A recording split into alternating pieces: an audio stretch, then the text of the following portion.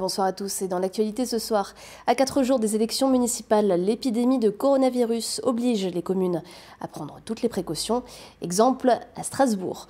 Municipal toujours avec les portraits des candidats Romain Spinali pour GEM Mulhouse et Hussein Karaduman dans Lissa Colmar pour Lutte ouvrière.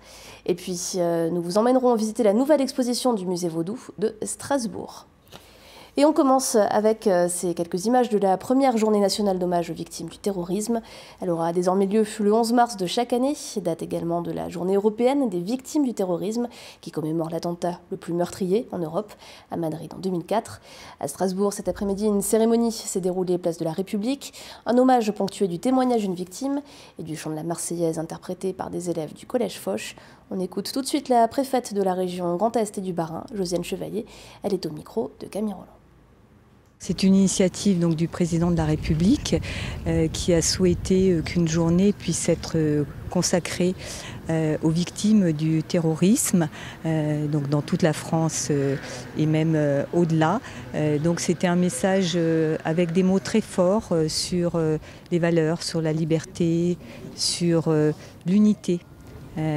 Qui figure dans ce que j'ai pu lire. Il y a aussi à Strasbourg une émotion encore plus forte et c'est important qu'on se souvienne de ces événements puisque les choses passent et on oublie assez vite. Donc là, mettre l'accent sur ces drames, sur cette barbarie, c'est se dire plus jamais ça, faisant en sorte d'être plus forts ensemble. Et plus d'un an après l'attentat du 11 décembre 2018 de Strasbourg, une trentaine de familles de victimes sont toujours suivies par les associations. La directrice générale de SOS Aide aux habitants nous en dit plus. Ces suivis consistent essentiellement en suivi psychologique, suivi juridique pour tout ce qui est indemnisation auprès du fonds de garantie et aussi des actes administratifs, des questions qui sont relatives au logement parce qu'on en a, et puis tout ce qui est demande de nationalité pour certaines victimes, reconnaissance des enfants en tant que pupilles de la nation. Et les victimes se préparent, celles qui se sont constituées partie civile.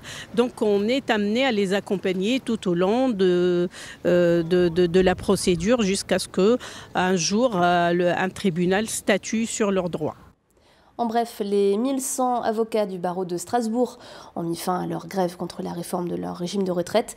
Au ralenti depuis le 6 janvier, l'activité judiciaire a donc pu reprendre ce matin. Le barreau de Strasbourg annonce néanmoins une poursuite des actions sous une autre forme, car il dénonce toujours cette réforme des retraites. À 4 jours des élections municipales, l'épidémie de coronavirus vient quelque peu perturber le bon déroulement du vote. Si l'idée d'un report a vite été écartée, les communes prennent des dispositions spéciales pour éviter toute contamination et dissiper les craintes des électeurs. Exemple à Strasbourg, on écoute le maire Roland Ries. Faire en sorte qu'ils se lavent les mains avant de venir au bureau de vote et qu'ils se lavent les mains après en être ressortis. Que sur place, ils ne soient pas agglutinés les uns avec les autres, de façon à éviter la propagation du virus. Donc un nombre limité de personnes dans le bureau et à l'extérieur, faire en sorte que les gens soient un peu éparpillés, à 1 mètre les uns des autres, c'est les recommandations. Ramener son propre stylo si on peut, si on ne l'oublie pas, sinon on en prêtera un et on aura une lingette pour le désinfecter. Les assesseurs, ceux qui tiennent le bureau de vote, sont invités à ne pas toucher ni les cartes d'identité, ni les cartes d'électeurs. Dans toute la mesure du possible, il faut éviter le contact. Voilà, c'est comme ça qu'on peut lutter contre la propagation du virus. On est dans les précautions maximum, sans évidemment pouvoir arriver au risque absolument zéro. Des mesures similaires mises en place à Mulhouse également, où des machines de vote sont utilisées pour le vote. Elles seront désinfectées régulièrement après chaque passage. Et à Mulhouse, justement, 7 listes sont en lice.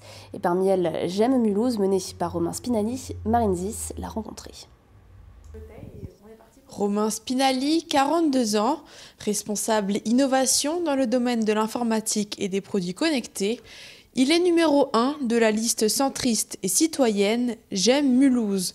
Voici son projet pour la ville. Nous avons un projet qui a vocation à servir les 110 000 Mulhousiens pour qu'ils puissent réussir leur vie à Mulhouse. D'une part pour pouvoir suivre leur scolarité de la maternelle à l'université, mais également créer le club des possibles, faire en sorte qu'il soit possible et facile de réussir dans sa ville, faire en sorte qu'on utilise le capital humain qui est extrêmement important à Mulhouse, la ville est jeune, de manière à pouvoir nous retrousser les manches et chercher chez nous, en nous, les solutions pour construire un avenir différent.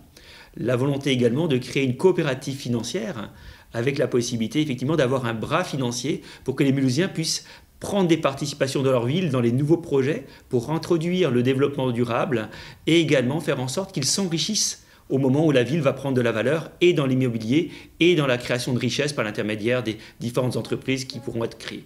Comme lui, 95% de ces colistiers ne se sont jamais présentés à aucune élection. Les personnes qui sont sur cette liste sont des personnes qui sont tous les jours dans la ville, qui sont tous les jours dans l'action, dans le lien.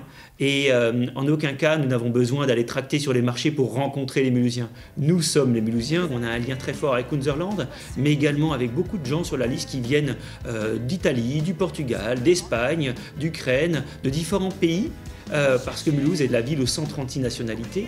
Épidémie de coronavirus oblige, réunions et meetings sont difficiles à organiser, voire interdits.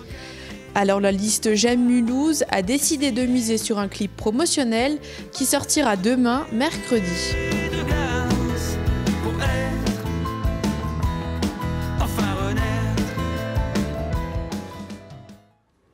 Et cette liste se présente également à Colmar, parmi elles celle de Lutte ouvrière. Elle est menée par Hüseyin Karaduman, un reportage de Fanny Kuntz. Hüseyin Karaduman, 51 ans, moniteur d'atelier en milieu associatif et tête de liste de Faire entendre le camp des travailleurs. Il est la voix de Lutte ouvrière à Colmar et bien décidé à se faire une place dans la ville orinoise aux élections municipales. Alors notre programme, c'est la lutte. Nous sommes un parti révolutionnaire, nous ne sommes pas des politiciens ni des notables. Nous, on vit de notre travail sans exploiter personne. En tout cas, si nous, on est élus, on sera un point d'appui dans toutes les luttes contre les patrons et les notables locaux et contre l'état de la bourgeoisie. On ferait participer tous les travailleurs à nos décisions, que ce soit des travailleurs français ou étrangers, des chômeurs, des retraités.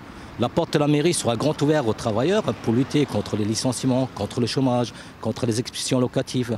Et on mettrait les moyens matériels à la disposition de tous ceux qui luttent. Avec une liste composée de travailleurs, retraités ou étudiants, le mouvement entend lutter pour les citoyens dans la précarité. Pour le camp des travailleurs, un seul mot d'ordre, faire plier le gouvernement. On profite de ces élections aussi, en même temps pour pouvoir dire aux travailleurs qu'il faudra qu'on choisisse notre avenir, ou laisser faire et le capitalisme va nous amener dans la barbarie, dans la misère, ou on prépare la révolution sociale et démocratique des travailleurs pour satisfaire les besoins de la population. En attendant le premier tour ce dimanche, la gauche révolutionnaire poursuit sa campagne à Colmar en brandissant son drapeau rouge du camp des travailleurs. Et puis, plus léger pour finir ce journal, vous avez peut-être déjà aperçu ou même visité le musée Vaudou de Strasbourg, qui se trouve dans un ancien château d'eau. Il propose depuis ce matin une nouvelle exposition, Magie religieuse et pouvoir secret. Vous pourrez y découvrir une centaine d'objets magiques dressant un parallèle entre culture vaudou et alsacienne. Un reportage de Gilles Kuntz.